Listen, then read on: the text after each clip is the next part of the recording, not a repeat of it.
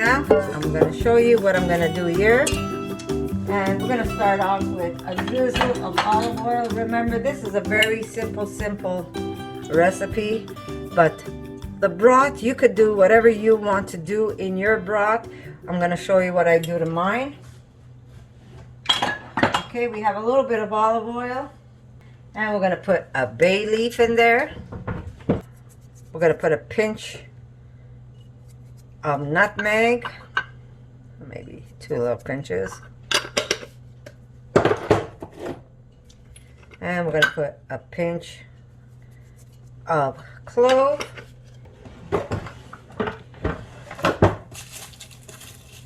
Okay, we're going to put some cloves. I don't even take off the skin. I just throw it in with the skin. There we go. We're going to put, I'm using a mushroom broth. And I'm going to show you what I use inside my my containers. After I dry my, not when I dry, after my mushrooms have been powdered, I get these little tiny dry sacks that I buy on Amazon, and I keep them in there so it doesn't ruin my, it keeps my powder nice and dry. Okay, so we're putting a little bit of shiitake mushroom powder, of course, salt. I'm using a beautiful gray salt. It's almost like a Himalayan salt. It has loads and loads of mineral. Okay, I'm going to use Old Bay. A lot of people use this for fish.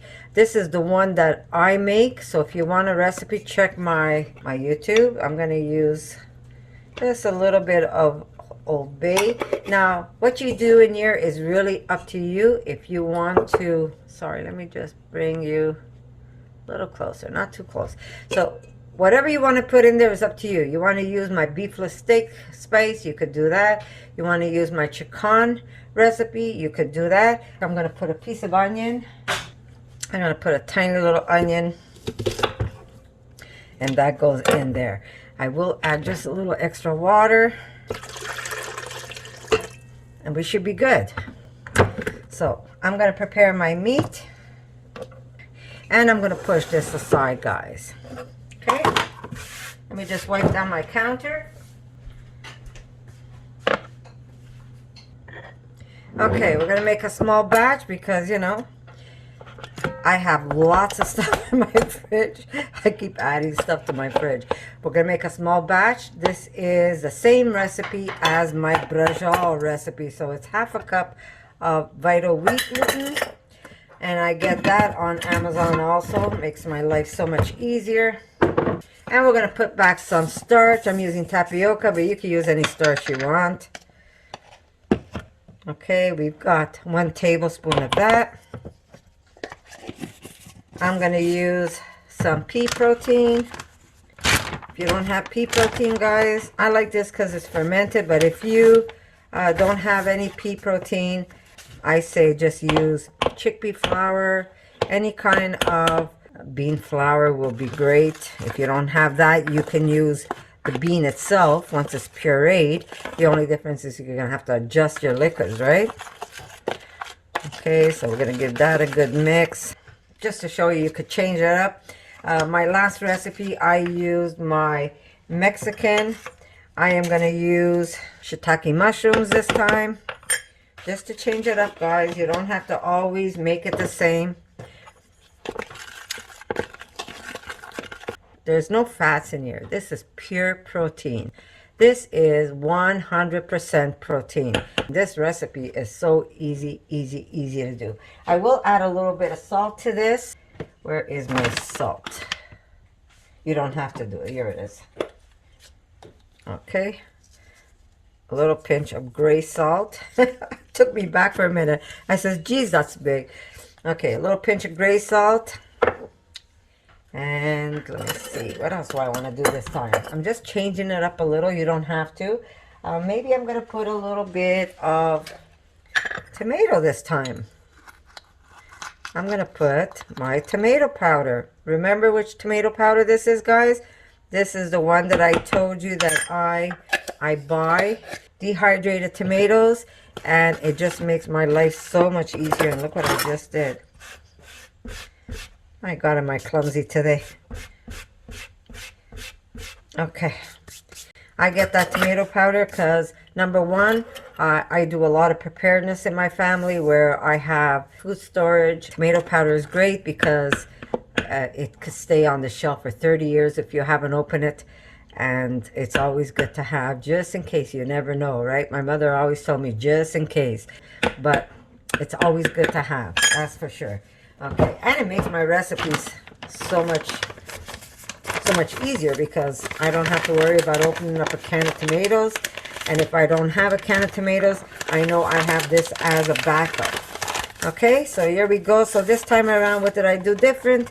Instead of using my Mexican seasoning that I have, I used tomato and I used shiitake mushroom powder. That's what I did different.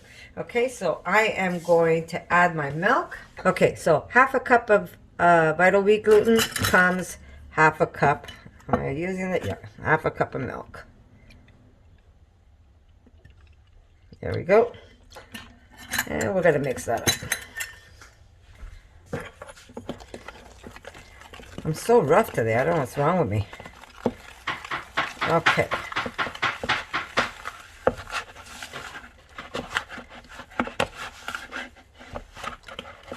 Very easy.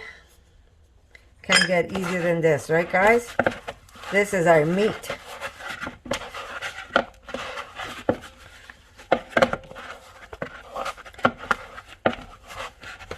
I do want to pick up the rest of the flour I dropped on my counter. And that's why I say always clean your space, guys. Okay, I'm going to add just a little drop of water. There we go. Perfect. Okay.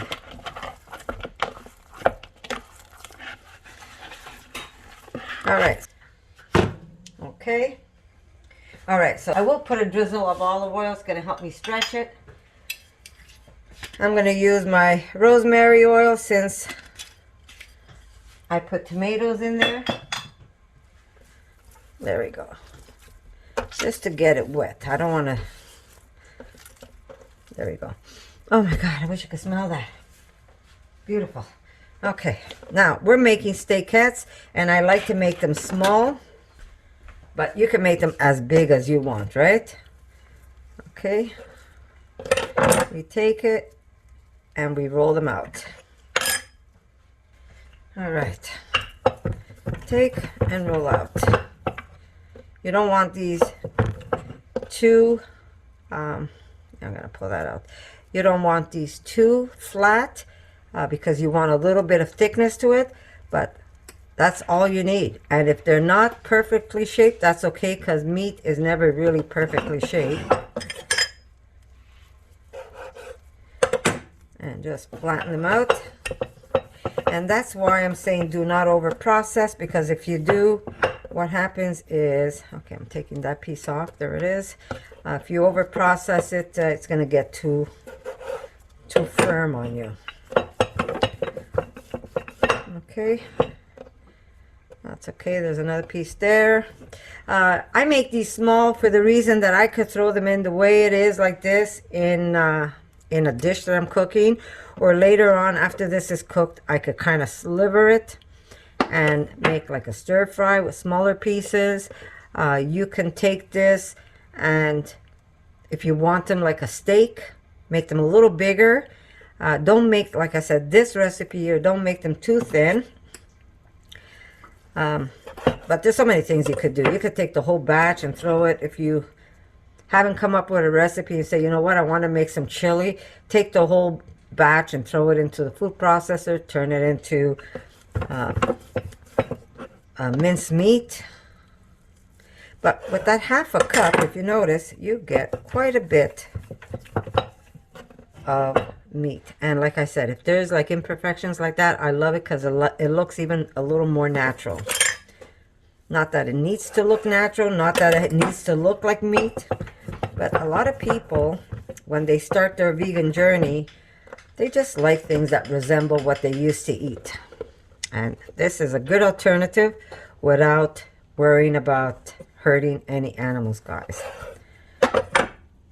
And then we're going to cook this meat in this beautiful, beautiful pressure cooker of ours. And as it sits, you notice that they go from flat to a little more textured. That's okay too. But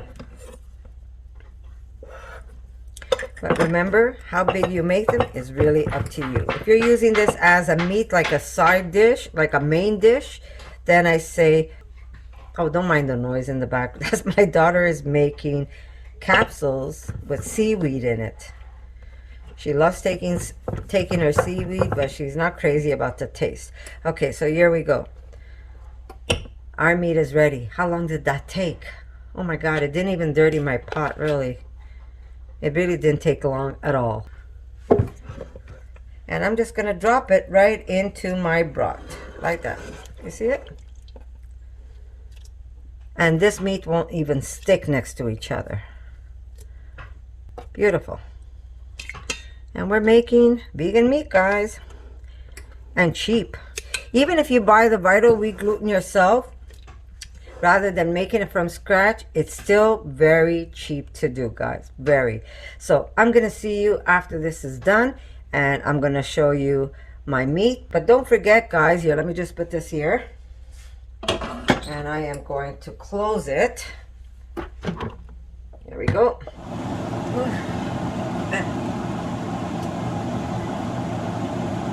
Beautiful.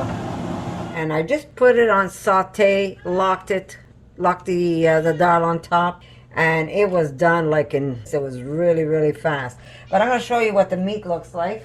It's still very hot. Oh, but so beautiful. Look at that. Now I have two different types of meat. I have two different types of meat here. One is going to probably be a new recipe. If all is good, I'm going to see what it's like when I cook it. But I do have two different types of meat. The one I showed you, and then I was playing around trying a new recipe like always. And I figured since I'm cooking it, I might as well give it a try. And this is, look at the difference. I want to show you the difference in color. This is the new meat, but the texture feels great. Let me see how it tastes.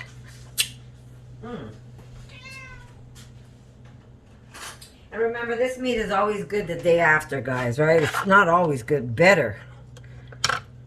Okay, so I'm just going to taste it. Wow. That's good too. All right, I'm pleased. All right, so I'm going to take this meat right now, and I am going to put it, there we go, in a Tupperware in my refrigerator. Because this, like I said, is always better after the meat has cooled off. But as you can see, the meat expanded a little bit, but not to the point where you don't recognize it and it becomes very spongy. This is nice and dense. I know you're hungry. Give mommy a chance and I'll feed you too. So there it is. And this is done with the, see, that's the one I showed you. Looks just like a little steak, right, guys? A little steak, not a big steak, just a little steak. And this is the newer one, a little lighter in color, but very delicious nonetheless. And this meat was cooked in my pressure cooker, guys. And that's, you know, this meat is great in so many ways. Like I said, if you want to turn it into a minced meat, all you have to do is come tomorrow. If you want to put it in maybe stuffed peppers, all you have to do is put it in a food processor, and you can pulse it. You can make shepherd's pie. There's so many things you could do with this meat. Just because it's in this shape, it doesn't mean that you have to leave it in that shape. You could mince it, you could slice it, you could dice it, however you want to do it, guys. Okay, that's the garlic skin.